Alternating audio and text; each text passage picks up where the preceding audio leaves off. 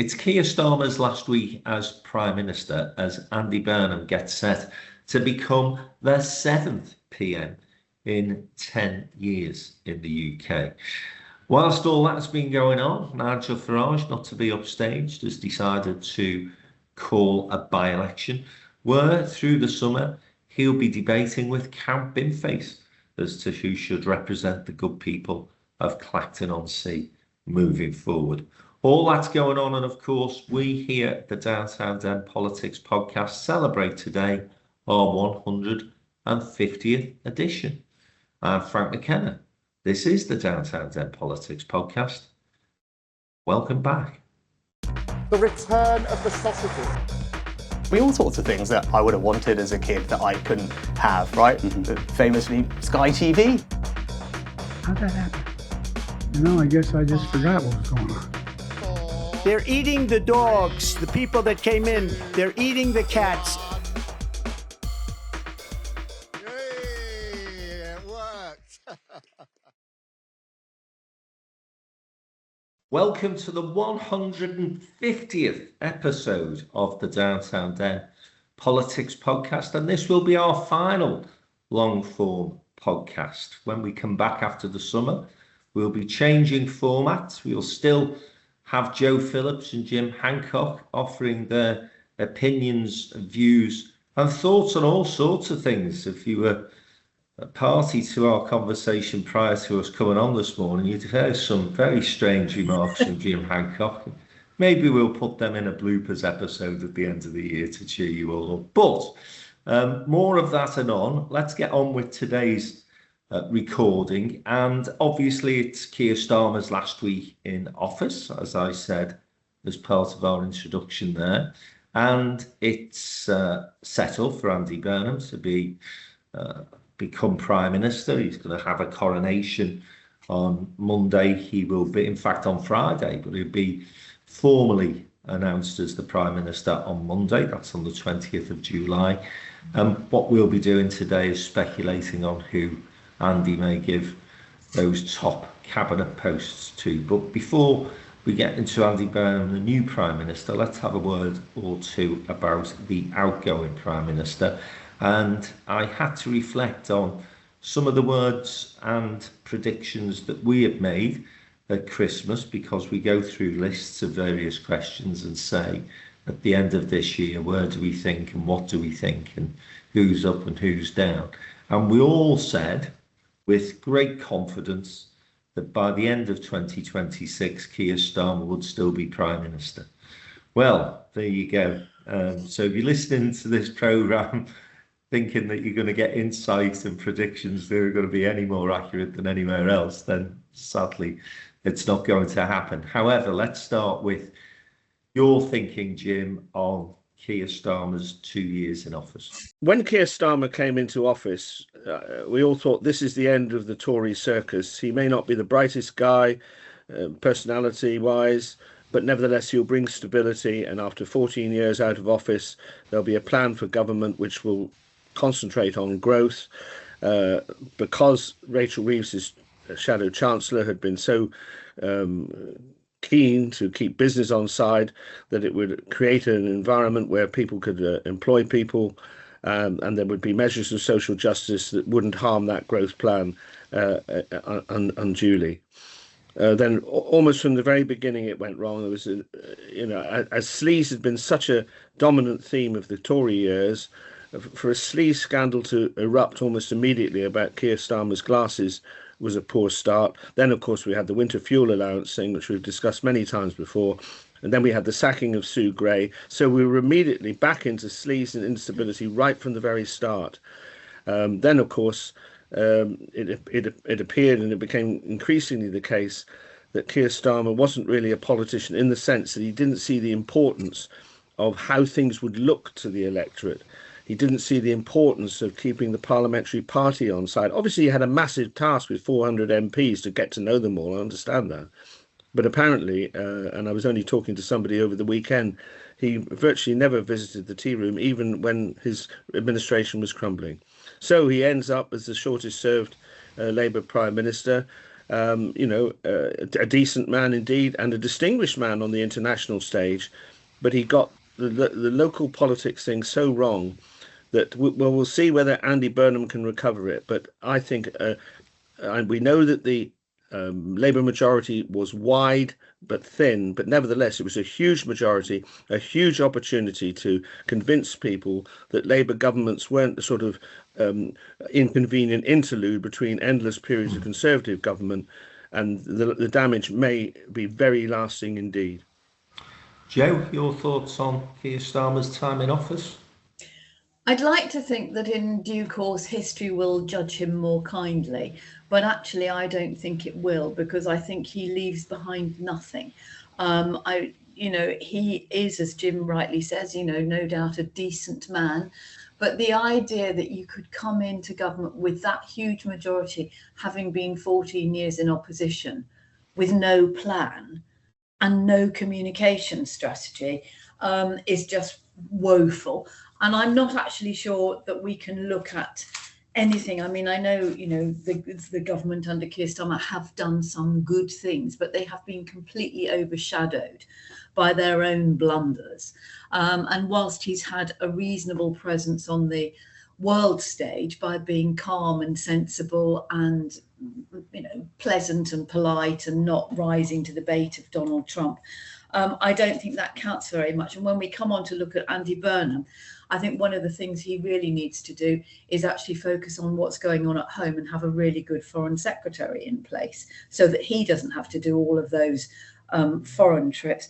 And I feel sorry on a personal level for Keir Starmer, because it's a huge investment, not just for you, but for your entire family. Your life is upended, your time is not your own.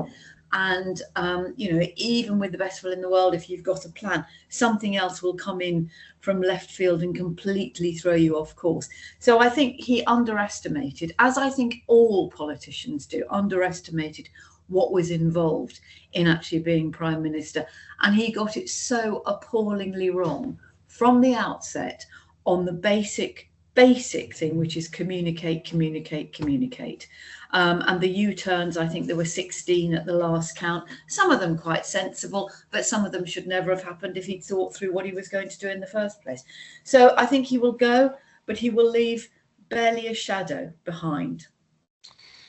Well, my reflections, obviously, having been a big supporter of Keir Starmer during his period of time as leader, initially of the Labour Party, subsequently becoming Prime Minister, of course, are disappointed, is the word I would use more than any other. I think that you've both couched in fair terms an assessment that most people will be able to subscribe to. On the international stage, I think he did restore the UK's reputation to an extent, and that was good to see. I think he started to have conversations and engage with the European Union in a way that may make it a bit easier for his successor to take those conversations forward and hopefully get a reset that means some economic advantage to the UK and to the wider EU as well. I think that from a legacy perspective, he's probably going to be remembered as the man who saved the Labour Party, rather than somebody who then took that ability and was able to govern in an effective way. So we shouldn't forget the doldrums that Labour was in when Keir Starmer took over as leader of the opposition. He, of course, inherited a total and utter chaotic mess from Jeremy Corbyn and had all the anti-Semitism controversies to sort out. He did rid the Labour Party of some of its more unwieldy elements, if I can put it that way, and I think he deserves great credit for that. But ultimately, what became apparent during his period of time as Prime Minister was that, even you both said this, he wasn't a politician. He'd been selected by Morgan McSweeney, who appeared to have more say over the policy direction of the Labour Party than the Prime Minister did. And it's great having strong advisors. I'm all in favour of it, but ultimately you as the leader, as the Prime Minister, have to take charge, have a plan and be able to execute your wishes, and that's never been the case during the past 2 years, unfortunately. You've already alluded to some of the catalogue of errors that Keir Starmer's government have made over the past 24 months. And I think that the boys' club problem was an issue that was raised relatively early in his premiership and was never resolved. More people in and out of 10 Downing Street than probably during the years of Boris Johnson. That was hard to do, really, given Johnson's record whilst he was in Downing Street. And I think the thing that was most disappointing, and I'll use that word again, for me, was this inability to listen. Not to the right-wing press, not to people who were obviously against him from the start, but from people who were constructively criticising and trying to offer advice and guidance that would have helped him and would have helped his government ultimately. And I just felt that from almost the first day he went into Downing Street, Starmer and some of his colleagues simply stopped listening. They thought they knew best. There was an arrogance about the administration, I think, and people who worked in that operation, and I know quite a few of them, said that there was no direction. It was very chaotic, and Keir Starmer was never in charge. So it's a sad end to a story which I think could have been absolutely glorious. As I say, he took over the Labour Party in the absolute doldrums, and led them to, I think it was the second biggest victory they'd ever had at a general election. But I think the other thing I would say, final point, is that there was never an acknowledgement, in some respects, of the shallowness of that victory. They looked at the parliamentary numbers, and I think all of a sudden became quite arrogant in terms of the victory that they'd won, rather than actually taking a step back, taking a deep breath, and acknowledging, as I say, the fact that that victory was very shallow. 34% of the vote, okay, yes, an overwhelming parliamentary majority, but in the country it was clear that they hadn't convinced anyone really that they were this powerhouse of a government that were going to come in with radical agendas and radical ability to change things. And the initial problem that they gave themselves was the negativity from both the Chancellor and the Prime Minister. And Rachel Reeves herself, and I'm a bit disappointed again, keep using that word, with Rachel's reaction to Keir Starmer having to leave his job, almost throwing Keir under the bus and saying, oh, well, you know, I was all negative and saying those things, but he should have been positive. Well, if she can't have a conversation with Keir Starmer, who can? So I'm not buying some of the excuses that Rachel Reeves is trying to make either, but that negative messaging right at the start, without any hope, without any ambition or aspiration, this sort of message that we're all going to hell in a handcart, that never helped either. And they've never recovered from those early days. The scandals, as you say, Jim, over suits, over free specs and free tickets to concerts, the sacking of Sue Gray, the fact that they, as Morgan McSweeney has acknowledged, didn't have a plan as they went into government. And even, again, I listened back to the podcast we did after Lou Haig's resignation, and neither you or Joe, talk to you, James, sorry, supported that decision at the time. You both said, as I did, well, he knew, the Prime Minister knew the situation over Lou Haig's previous indiscretions, and yet he'd appointed her to the transport brief anyway and decided to get rid of her. And ironically, you know, Lou Haig has probably been one of the key players behind the scenes who has ultimately sorted out Keir Starmer's demise. So a sorry record over 24 months, some good things, yes, but not enough. And overall, and I'll come back to the word, I think probably for the fifth time, disappointing and so way off the mark in terms of what we were expecting from him. It's disappointment and denial. I mean, yesterday's interview with Rachel Reeves, it was absolute classic denial of anything. She wouldn't concede anything to Kunzberg at all. And this is the problem, you know, pointing to breakfast clubs and things like that. But the overall picture, and we can play around with whether we're the fastest growing in the OECD. The fact of the matter is people don't feel it, and the growth has been very anemic, and that is that the growth has been anemic, the taxation burden has been high, and the denial has been great. And that's my, and you're right, your analysis, Frank, to loop them together, because they are looped together. And I think I may be wrong, because as you say, Rachel has been snuggling up to Andy and being on the photo shoot. You know, what, she wasn't in Downing Street to support Keir when he made his resignation speech, but she was in Westminster Hall for the photo opportunity. But I'm not sure she will have a role in Burnham's government. And I just think that she and Keir Starmer were joined at the hip. I mean, again, listening back to that podcast we did back at Christmas, and with our predictions, we all said, well, Reeves probably survives because Starmer does. And I think that we know loyalty in politics is fairly limited. And shallow, shall we say? The story moves on relatively quickly. But I think the fact that Rachel Reeves wasn't at Downing Street for his concession speech a couple of weeks ago, I think that was bad form, particularly then turning up for the Andy Burnham selfie. I just thought that, I thought better of Rachel, actually. I don't think she's done herself any favours in the eyes of many people within the Labour Party, and I'm sure many people in the public. But you're right, Jim.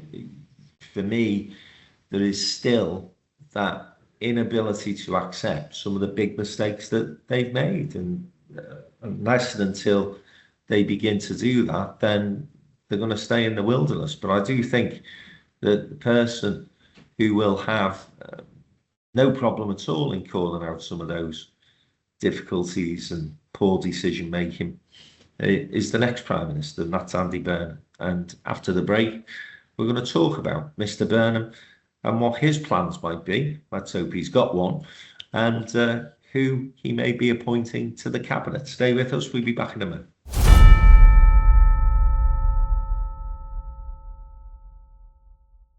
Welcome back to the second part of this 150th episode of the Downtown Den Politics podcast. We've talked about Keir Starmer, and now we're moving on to his successor, Andy Burnham, who will be Prime Minister by the 20th of July, so a week today. And I think it's fair to say that this has been a bit of a whirlwind.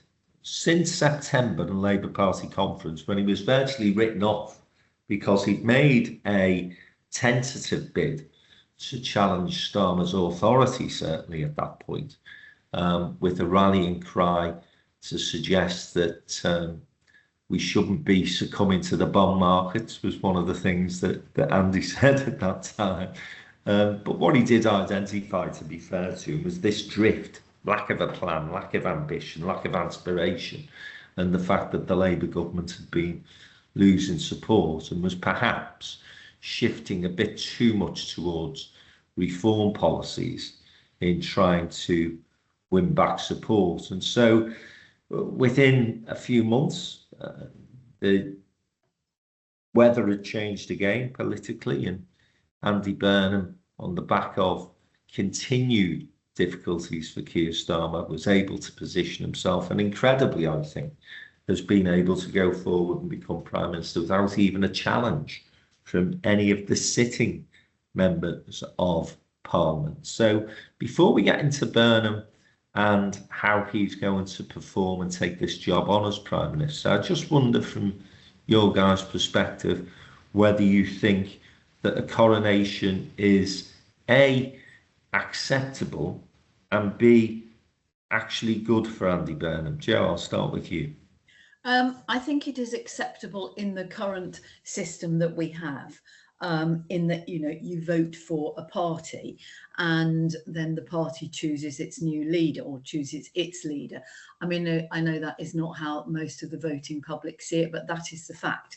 I think for Andy Burnham, he will always have that over his head or sitting on his shoulder, that he was not elected, but he was in effect only elected by the people of Makerfield and the Parliamentary Labour Party, not the public at large. But I mean, I think you can easily dismiss that for the reasons I said otherwise. But I think that's why he needs to come in, you know, very strongly. I'm sure he's got ideas. I mean, the other thing when you talk about the whirlwind, Frank, is that, you know, in the middle of all of that, between his apparent demise at last autumn's party conference and his great success in the Makerfield by-election, he was not allowed to stand in Gorton and Denton.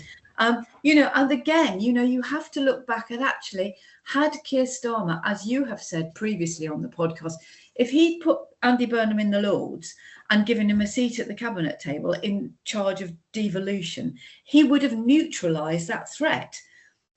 You know, and he would have actually had somebody who could do stuff. But I think, you know, we are exactly where we need to be and arguably where we should have been 2 years ago. And let's hope that Andy Burnham can breathe new life and hope back into the country and, you know, work, to be fair, on what Keir Starmer did to save the Labour Party, but what Burnham's challenge is to make the Labour Party believable and electable. James, what do you think? No contest and that's fine? No, I don't. I think there should have been a contest. I think, you know, Andy Burnham wasn't even an MP. I mean, Gordon Brown at least was an MP in 2007. But the main reason why I think there should have been a contest, I know it's embarrassing to see the government on standstill for weeks on end whilst they traipse around the country having hustings.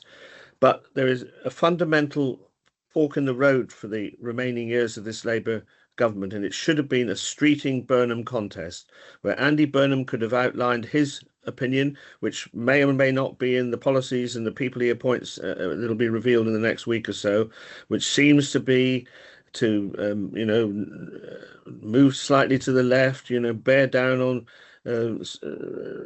looking after people and all those sort of things, and appeasing the left and so on, and Wed Streeting's more to the centre right, you know, being tough on things like the doctors, immigration, things like that. There should have been a debate on which way forward, because the danger is now that Andy will come in and will take the party in potentially in a direction which I think could lead to compounding of some of the problems that we've seen with Starmer.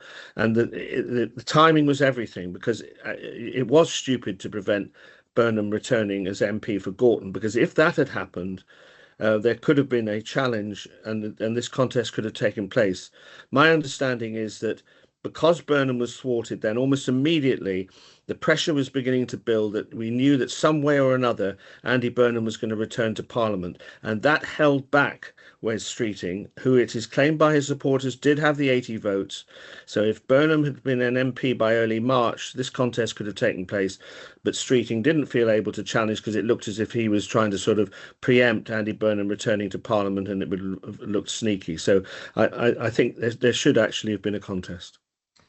Tony Blair's preference, of course, within the essay he wrote recently, was for the Labour Party to have a conversation with itself about the future direction of the party, and it's not been able to do that. I can see the argument both ways. I can see the argument that it would have been good for the Labour Party to have a conversation about the direction of its government, but I equally have to accept, as Joe has said, that you needed to avoid the further circus and chaos that has engulfed the UK government almost since Brexit 10 years ago. And so I can understand and appreciate why the appetite for a contest probably wasn't in the minds of the Parliamentary Labour Party. And indeed, I think it would be fair to say that the result was almost a foregone conclusion.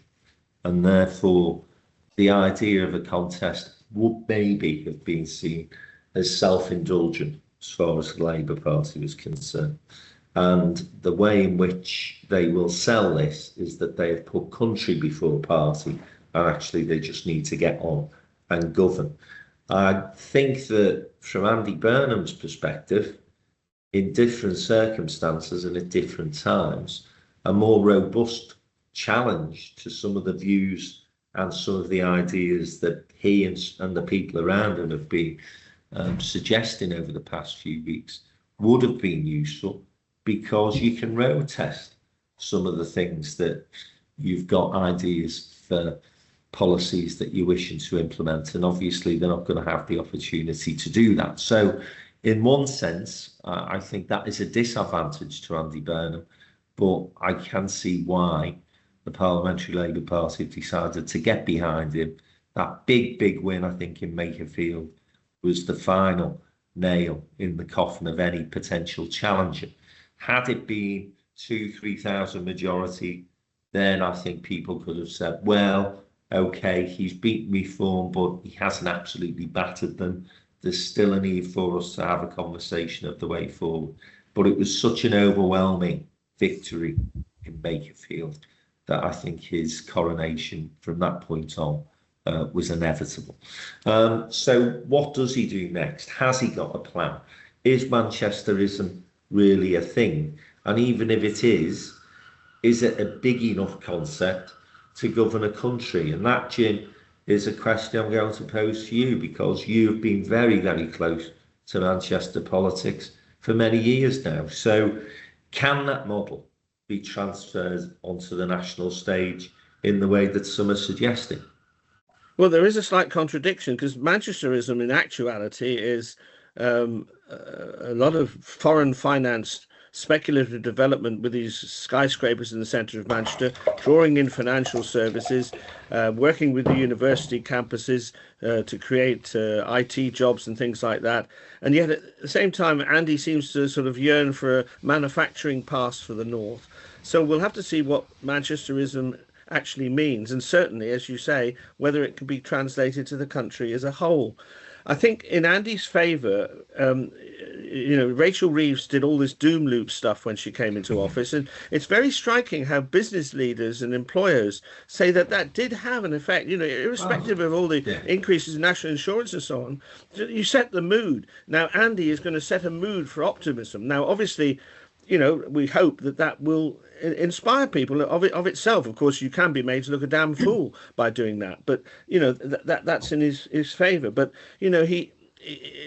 Manchesterism has to be translated into Burnhamism for the country, and that's surely got to lead to some easing of taxation on employers, really giving a boost to this council house building, because that seems to me to be an absolutely classic thing that everybody can get behind. Labour can get behind it because the building of council houses was one of the foundational things of the Attlee and Wilson governments, and it provides trade skills for young people, and it's sort of that manufacturing.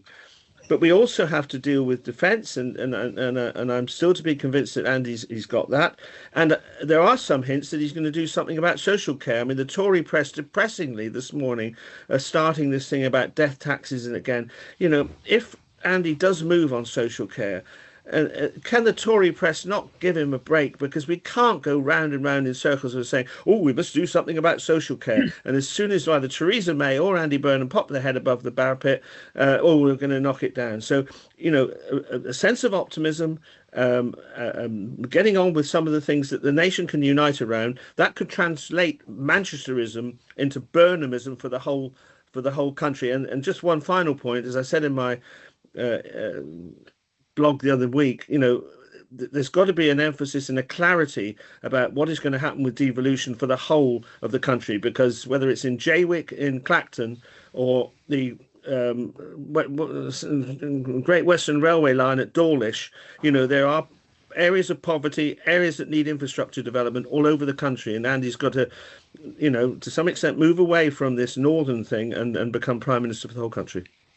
Well, that's a point I wanted to make to you, Joe, because obviously his only set piece speech since he was elected as the MP for Makerfield brought us this big announcement about number 10 for the North, deeper devolution. I think we'd all support that.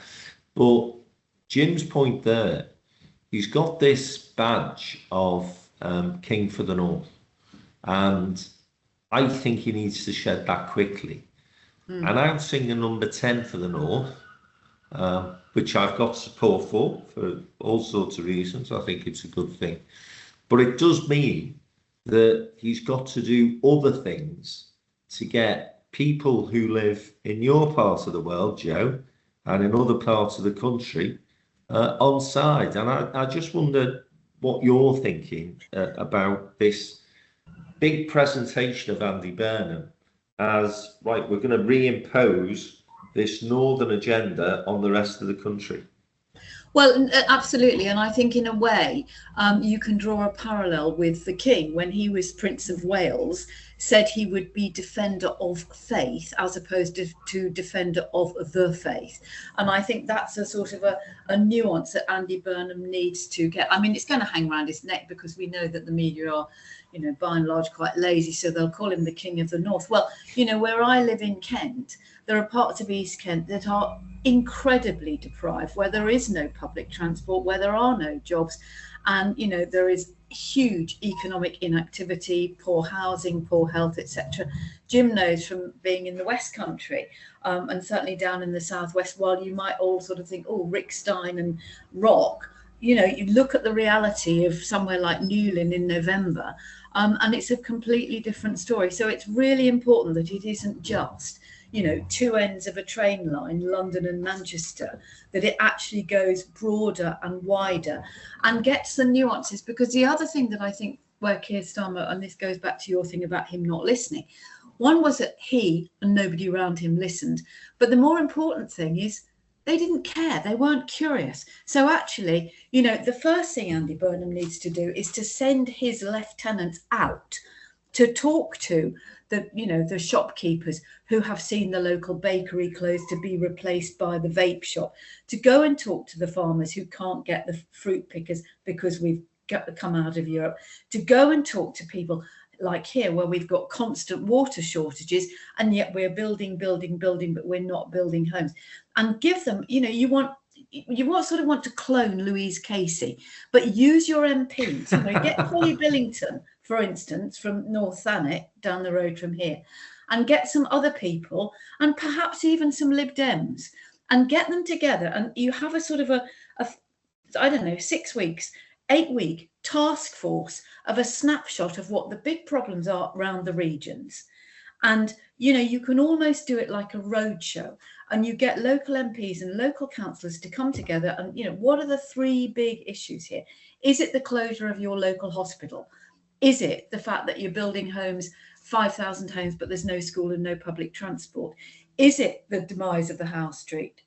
Is it the lack of jobs? You know, bring it all together, and then you begin to do this sort of this petal shape that takes you automatically out, and people feel. But just to go back to Jim's point, I mean, I do think even, you know, Burnham's speech when he won Makerfield and then his subsequent speech, you just felt, oh, thank God, some energy. It felt like the clouds had lifted. Here was somebody with energy, a bit of dynamism, you know, a bit of optimism, and that will go a long way. It won't go a long way for long, but, you know, it will go a long way to getting people behind him. And if he can deal with some of the really quick issues like business rates, minimum wage, national insurance contributions for employers, and those sort of things, because he's got a hell of an intro. I mean, he's got Europe and defence, he's got welfare and the economy, he's got immigration, and you know, if you look at welfare and immigration, his biggest problem is going to be on the back benches. I think that the point that you make about a more optimistic outlook for the country, bit of hope, bit of ambition, bit of inspiration, I think all of those things will play well into the country. I understand he is going to do a bit of a UK tour. That's part of his first 100 days. He's going to go out and start meeting people and talking to those who perhaps don't even know who Andy Burnham is particularly. You may have heard the name, they may know he's Greater Manchester Mayor, but he's not a household name in the same way as Boris Johnson was, for example, when he came into Parliament, having been Mayor of London. So he's got a big job there in terms of just name recognition and making sure that, as I say, he sheds this tag as quickly as he can as King for the North. And then who does he disappoint? Because whenever you are on that greasy ladder of climbing to be Prime Minister, leader, whatever, there are so many people who you rely upon on the way, and inevitably you get to the top and you can't possibly reward all of them because there ain't enough sweeties and badges to go around. So I will predict this: the first people Andy Burnham is going to disappoint is the left of the Labour Party. And what he needs to quickly realise is that he needs to be the most right-wing member of the Labour Party if he's to be a successful Prime Minister. Because left-wing policies in this country, whether we like it or we don't, will not win you the next general election. That is not where the population of the UK is and never has been. So he needs to get that into his head quickly.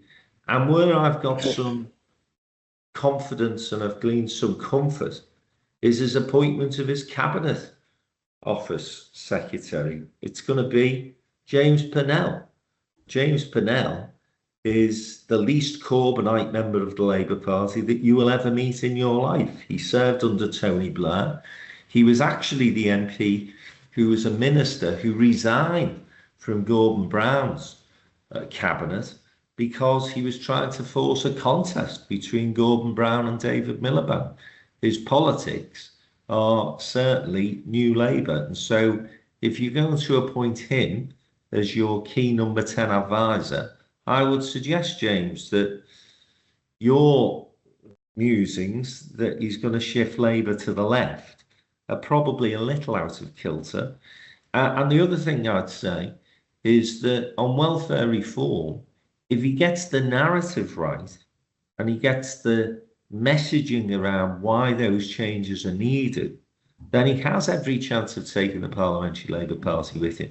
But it can't be the Rachel Reeves approach of, oh, we need to save 5 billion quid, so let's just take it off people on benefits.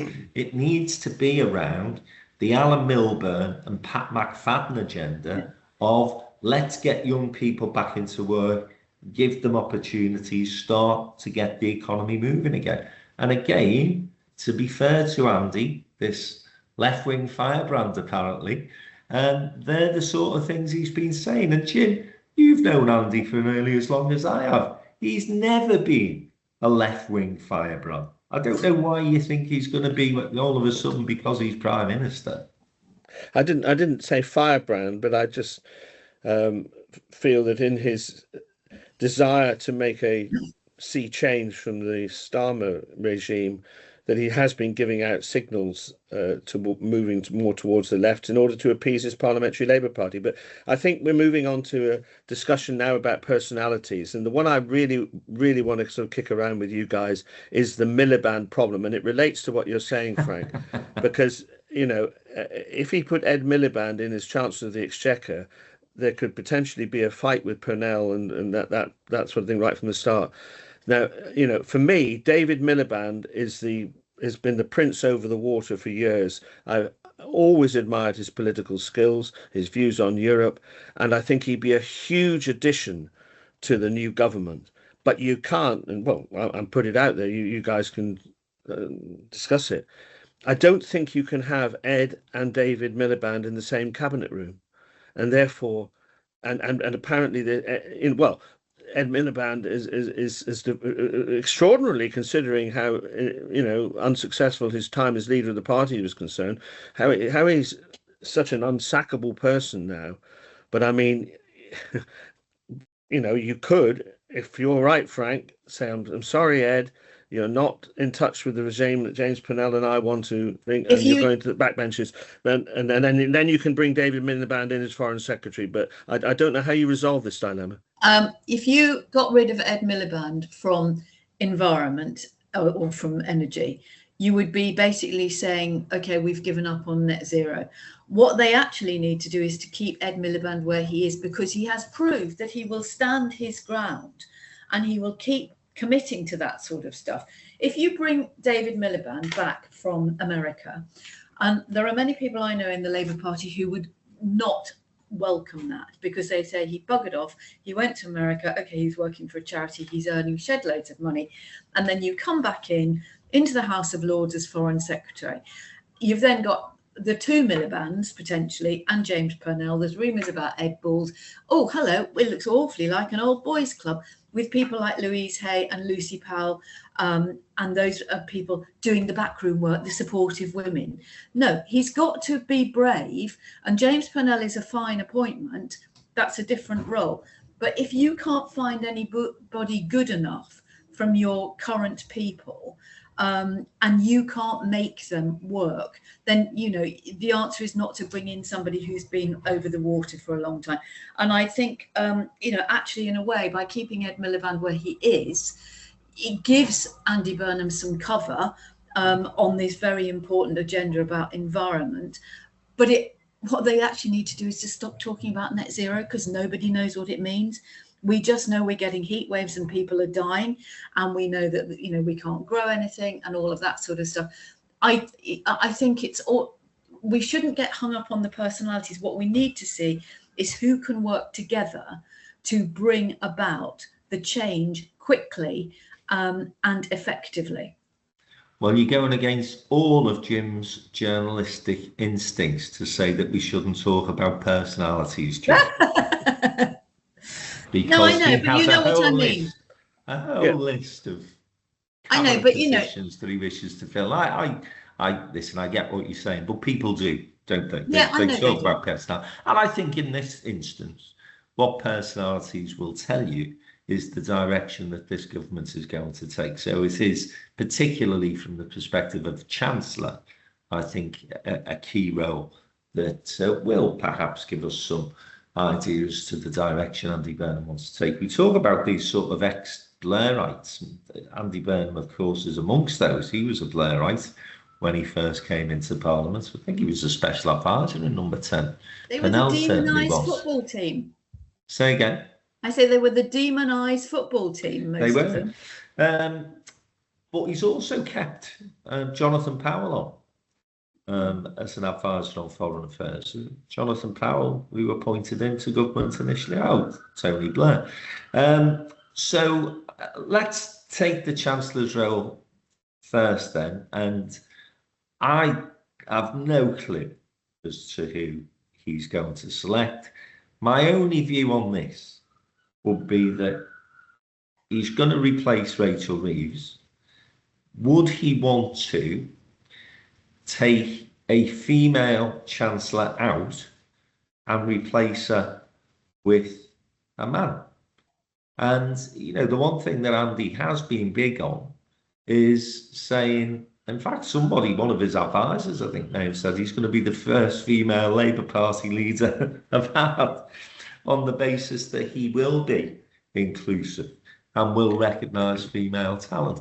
Is there a case, therefore, for another female within the Labour Party team to become Chancellor? Could he go left field? I'm not suggesting left wing, but bring in somebody entirely new, like Miatta Fahnbulleh, who's a very, very able and talented MP from the south as well, because again, you know, Ed Miliband might not strike people as very northern, but he does represent a Yorkshire seat.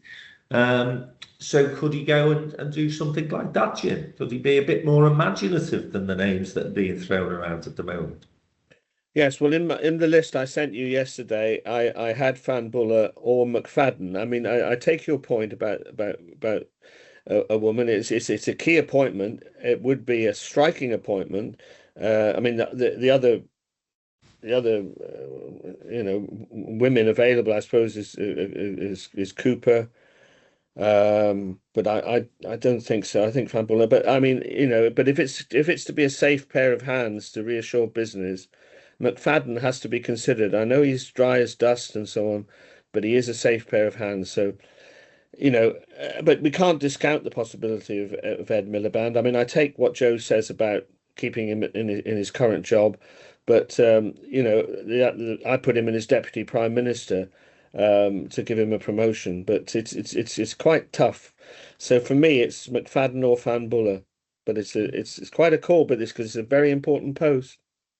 I think his preference, might well have been Shabana Mahmood, but I think she has said she wants to finish the job off at the Home Office, and she's got some big issues. Obviously, you've got the crises within prisons, which hasn't gone away. It's eased, but it's not gone away.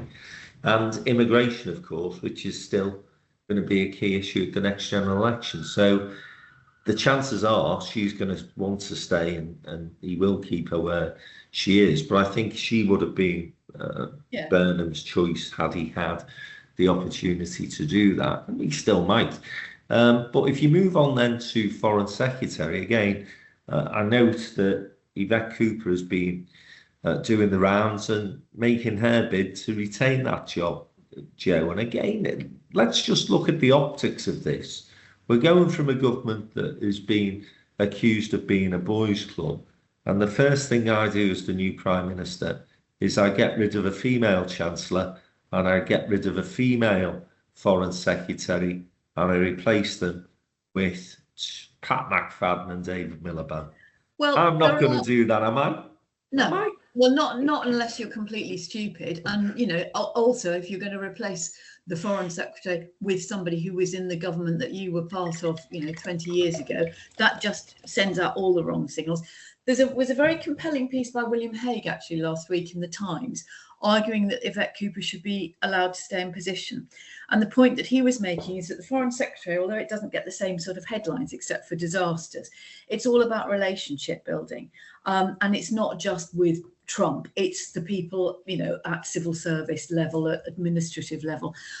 You've got elections coming up in France next year. It's quite possible that Marine Le Pen may win. You've got the whole question of Ukraine. You've got the whole question of Europe. I would be slightly inclined to leave Yvette Cooper where she is, actually, and let her build on those relationships.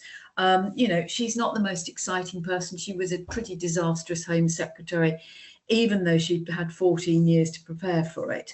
But she's not going to make a fundamental blunder.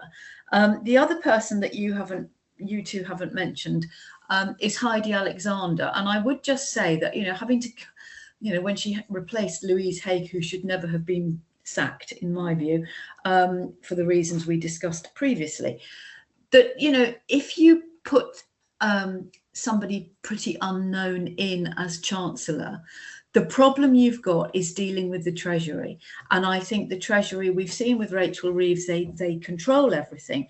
You need somebody, either someone who's been around the block like Pat McFadden, or somebody like Heidi Alexander, if you want a woman who's been around the block as well, who's going to stand up to the people in the Treasury. And don't forget, you've got Jim O'Neill, who at the moment is a crossbench peer, but there's nothing to stop him. Although he's in the Lords, you could actually make him Chancellor.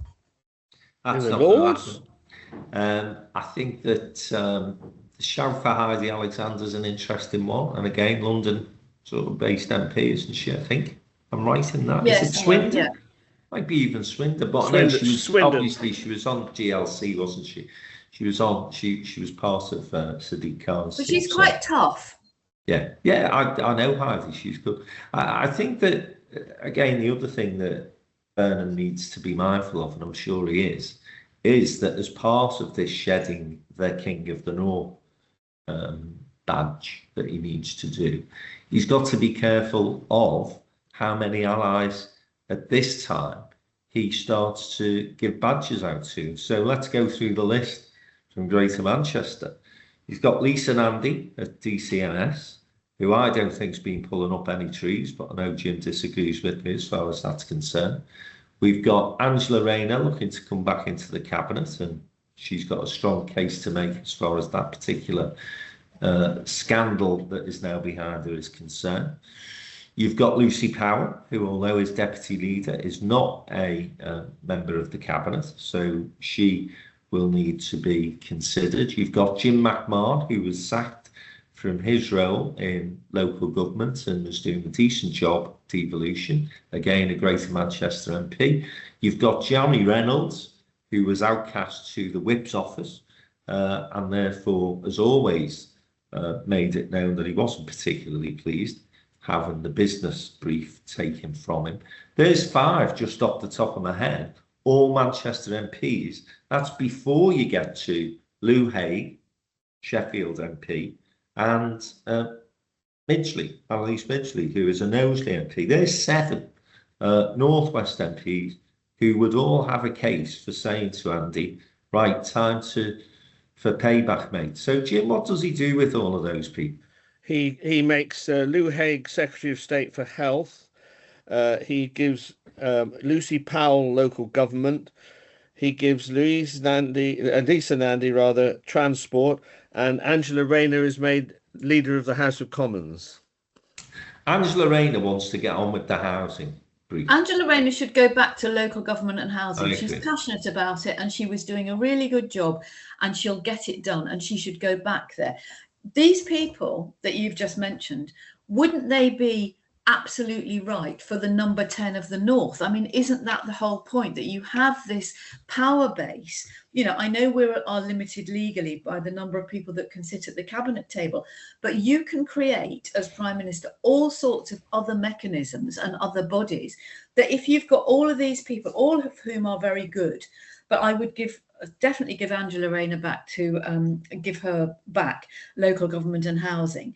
I think Lisa Nandy actually is doing an okay job at DCMS, and I think, you know, with the BBC charter renewal coming up, which is really important, and somebody needs to give some teeth to Ofcom or get rid of the bloody thing, then I think, you know, you could leave her where she is. But you've got a really strong, experienced power base, so you've got your number 10 of the North immediately. What do you do with Johnny Reynolds, Jim? Jim McMahon. Well, he's a candidate for local government secretary for sure, and Johnny Reynolds. Can't all do that though, can we? Well, I know. I'm just giving alternatives, but I'm also. Think you see, my argument here is that you can't give them all jobs. No, exactly. He's going to have to broaden his appeal and broaden his base, and he can't be going into a parliamentary Labour Party. Okay, they've all got behind him, they've all seen how great he did at the Makerfield by-election. They're all hoping that he can revive the party's fortunes and give them a bounce in the polls. But what parliamentary Labour parliamentarians will expect is to all be given a fair crack of the whip. One of Starmer's criticisms, Jim, was that he just gave out jobs to the people that he got on with. He didn't give talent a chance. He didn't try and see who the up-and-coming people were within that PLP, and therefore, very quickly, people became dissatisfied and disenchanted and not inclined to support the Prime Minister. He's not going to be able to give them all jobs, is he?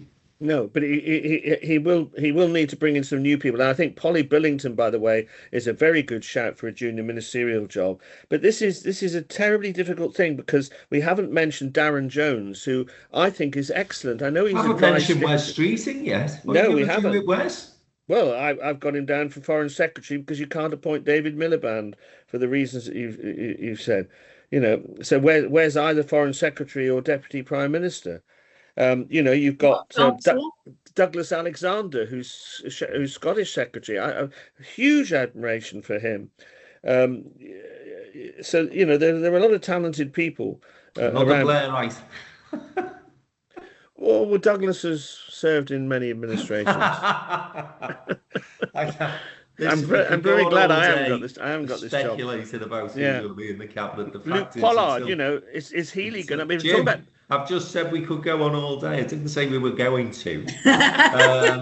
So, you know, there's many people who will be offering themselves as potential candidates for all sorts of jobs.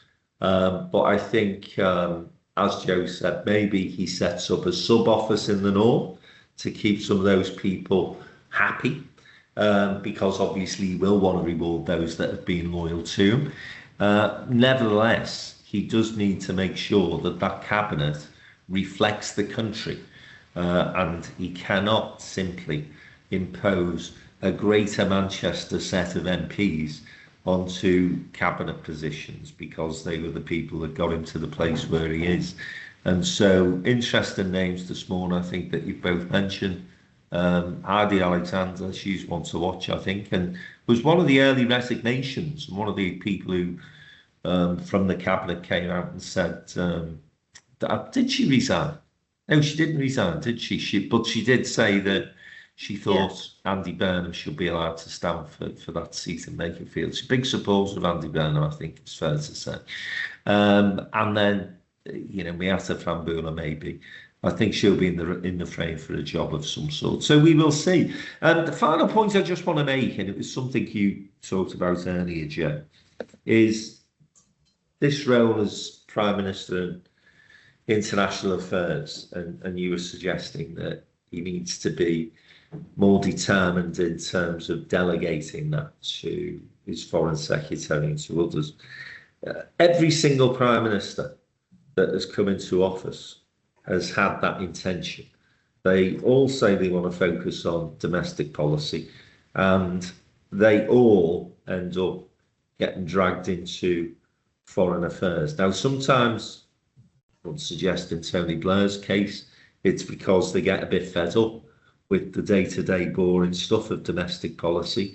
But at this moment in time, I think it is going to be nigh impossible for Andy Burnham not to spend at least 60% of his time on geopolitics because of Ukraine, because of the Straits of Hormuz. And as Keir Starmer absolutely rightly said, it's okay saying you want to get the cost of living crisis under control and you want to look after things domestically, but actually all these things are interlinked.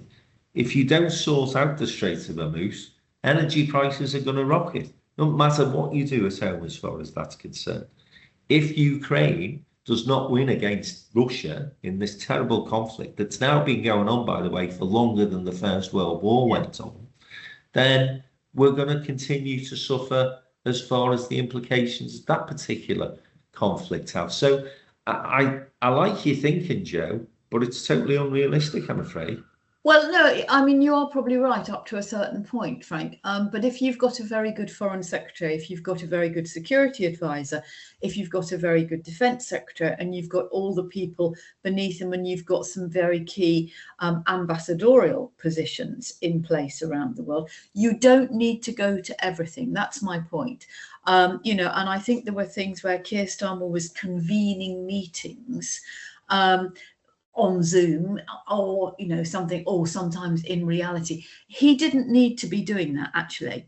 I know it made him look good, but actually it wasn't necessary. The Foreign Secretary could have convened those meetings. He could have popped up and said, hello, I'm so glad you're here. I'm going to leave you to talk to David Lammy or whoever it was at the particular time. You don't have to do everything. Yeah, I know that's given you a shivers, hasn't it? Nobody's mentioned him either.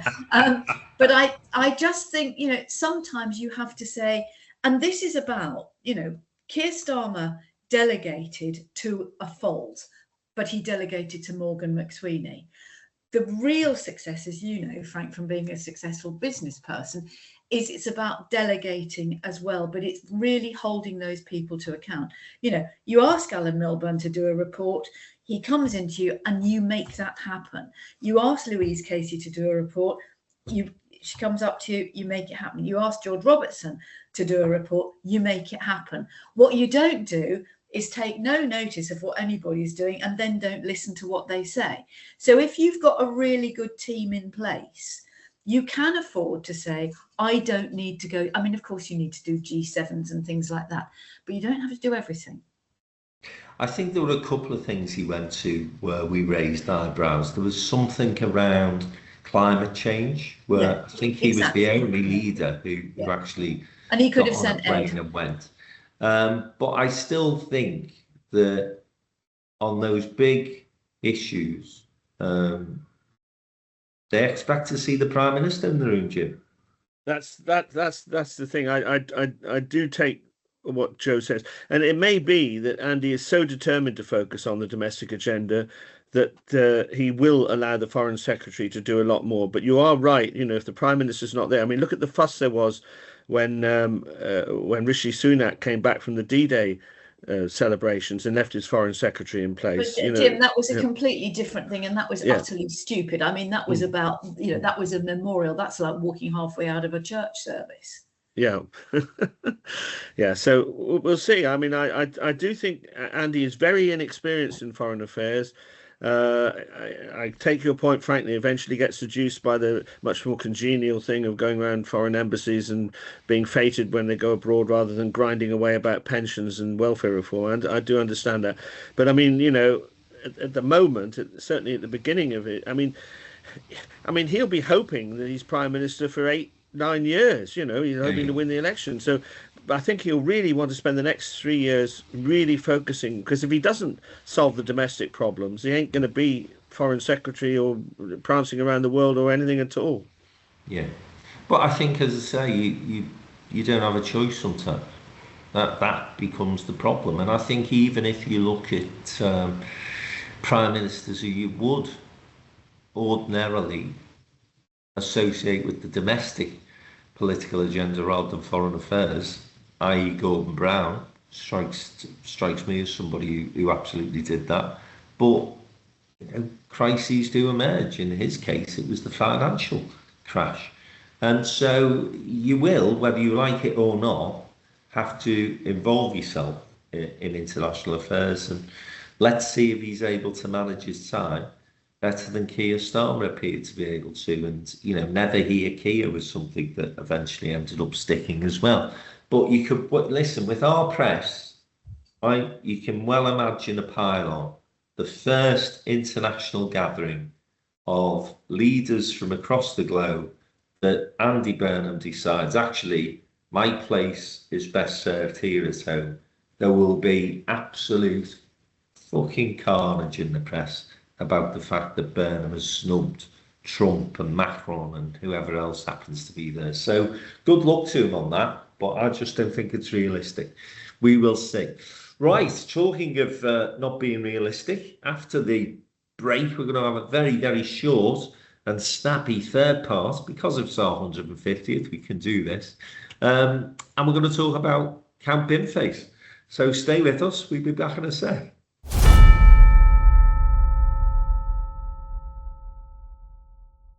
Okay, the final segment of the Downtown Den Politics podcast until we come back after the summer break with our new format. So, obviously, Nigel Farage has been getting himself into several controversies and local difficulties in terms of some donations that he's been taking. And he was under parliamentary investigation for a £5 million gift that he'd received within the 12 months of him becoming an MP. Parliamentary rules say that you have to declare that gift. He never, and therefore it is anticipated that parliamentary authorities will say that he's broken the rules, and that might have led to Farage being petitioned to stand in a by-election to win a seat back in Clacton, be suspended as an MP and have to go and try and win it. He's tried to preempt that, and I thought initially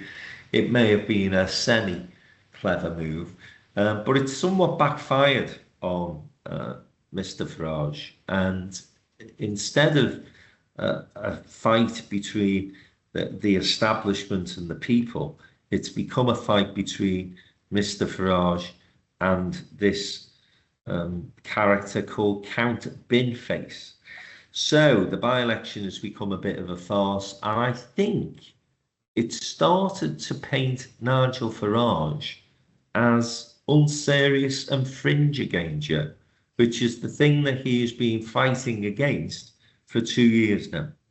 Yes, and in a very unusual display of humour, Rachel Reeves, who as Chancellor had to sign off him standing down as an MP, and she could have delayed it. She could have delayed it until, you know, Christmas time. But she said, if he wants to spend the summer fighting a bin, I'm not going to stop him. And that's what he's doing. So, you know, the idea that he's standing up against the establishment is clearly nonsense. I understand a fish finger and a fox have now joined in the contest. So you can imagine when it comes to the count on the 13th of August, there's going to be Nigel Farage standing there with a load of cartoon characters and Lawrence Fox, who is also a cartoon character. And I think it has backfired on him. He's demonstrated, not for the first time, but with a lot more emphasis, that he has got a very thin skin. He gets very easily rattled. He doesn't like to be questioned.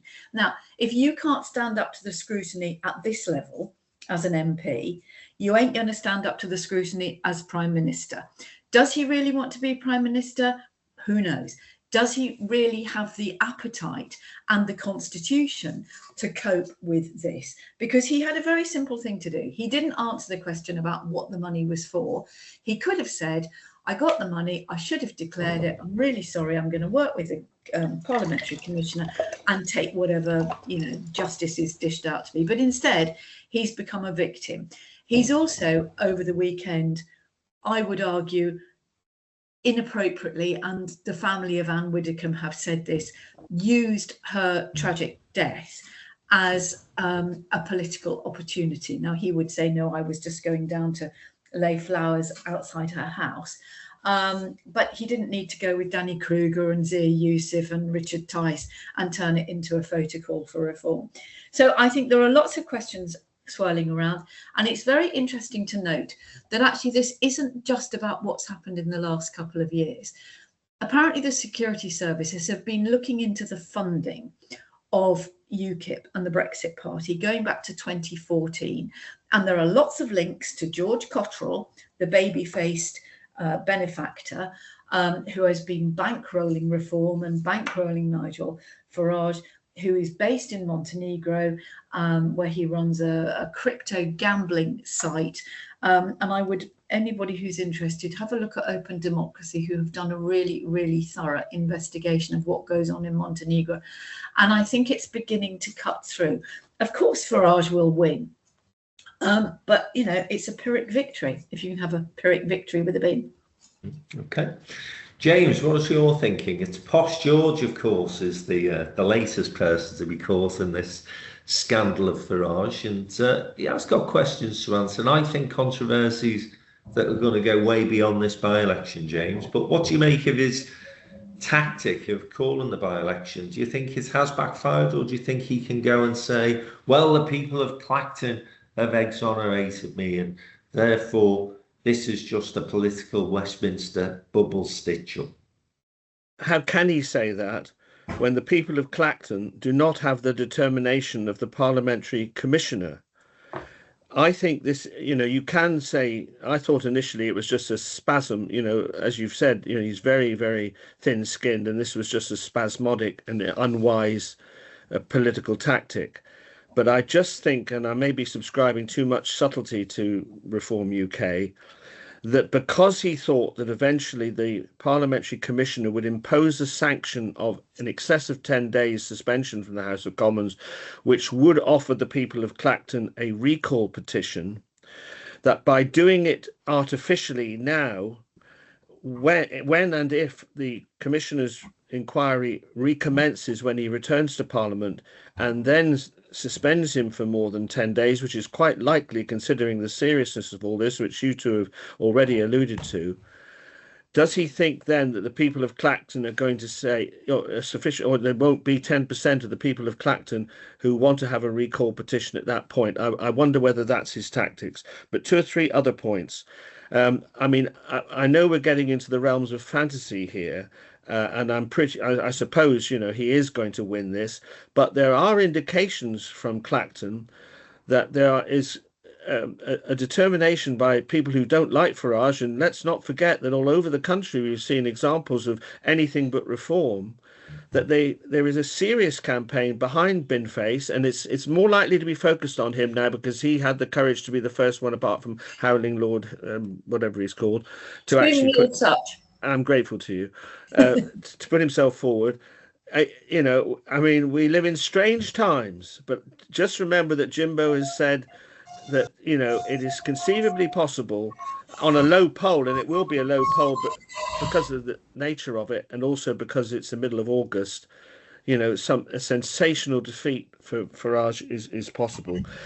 Rachel Reeves never had the option of stopping this, Joe. You imagine Farage would have loved that. Here's the establishment refusing to allow me to go to the electorate. Yes, I know, but technically she could have done. Yeah, she could have done, but she wouldn't have risked fueling the flames. And she did show a little bit of humour there. And finally, just to agree with what you guys say, behind all this, I mean, if you're looking, and the rules of all this say that it's not what Farage thinks about whether he was honest or not, it's what could be perceived by people about your actions. And this Bitcoin thing is running like a golden thread, like a Bitcoin thread through all of this. Both these two things are people who are promoting Bitcoin, but they would expect a reform government to back in this country. You couldn't have a clearer conflict of interest situation. Yeah. Totally agree with what both of you have said there. I think that he will survive the by-election, and I think that he would probably squeak through a second by-election, which will be forced because undoubtedly there's 10% of people in Clacton who would sign a petition to recall again, and people will be a bit pissed off. But I think that the thing you've got to give Farage credit for is that his base will, almost as Donald Trump has said in the States, he could walk down the street in New York, shoot 3 people in broad daylight and still get away with it. And I think there are people within the reform movement who think Farage can do no wrong. So I think he will win both of those by-elections, although I think the second contest would be a bit more interesting because the mainstream parties, and in particular the Conservatives, would have an eye on it. And of course, by that time, we may have seen a bit of a Burnham bounce. So maybe reform do have something to worry about there. I think his bigger concern, though, is, you just referenced this briefly, Joe, the investigation that is going on into reform's wider financial matters. And the fact that police investigations are now taking place, that would be what would be of concern for me, because you might be able to get away with this, oh, it's a Westminster bubble, they all hate me, the old infamy, the old infamy. But a police investigation is different level again.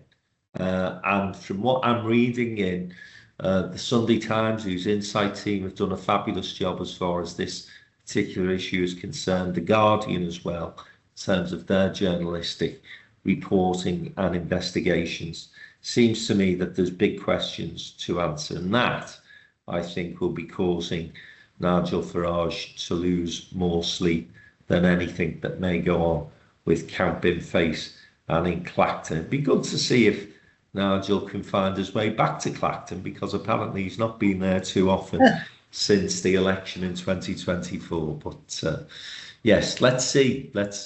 Well, you can keep an eye on all of those activities, of course, and all the machinations that will happen in our politics over the summer, a time when it's usually a little quieter. But it seems that British politics is such these days that we don't have any calm and quiet periods anymore, much to the shame, I think, of all of us. So we will not be back until September, and as I've mentioned a couple of times now, we'll be coming back with shorter podcasts with comment, with opinion from Joe, from Jim, myself and others that we will be getting involved in the podcast platform for the Downtown Den Politics podcast. We will be returning, but as I say, in shorter form. In the meantime, though, you can keep abreast of what we are thinking and the opinions and views that we have, and insights into what the new Prime Minister is doing. Find out what happens in the Greater Manchester mayoral by-election, which is currently underway, and all those other things that we've talked about, by subscribing for free to the Downtown in Business bulletin, which goes out every Friday morning, and we will put a link in the show notes for you to subscribe to that bulletin. Loads of other stuff happening from September onwards as far as Downtown in Business is concerned. A big conference in Liverpool that's going to be looking at Andy Burnham's plans for further devolution. We've also got fringe events happening at the Conservative and Labour Party conferences late September, early October too. So stay in touch, enjoy the summer, and to Jim and Joe, may I say a huge thank you for keeping me company on 150 episodes. Who'd have thought it, hey? There you go.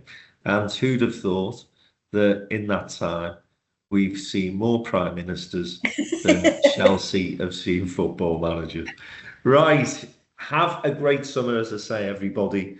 Thank you for listening to us, and we hope to see you all again back here in September.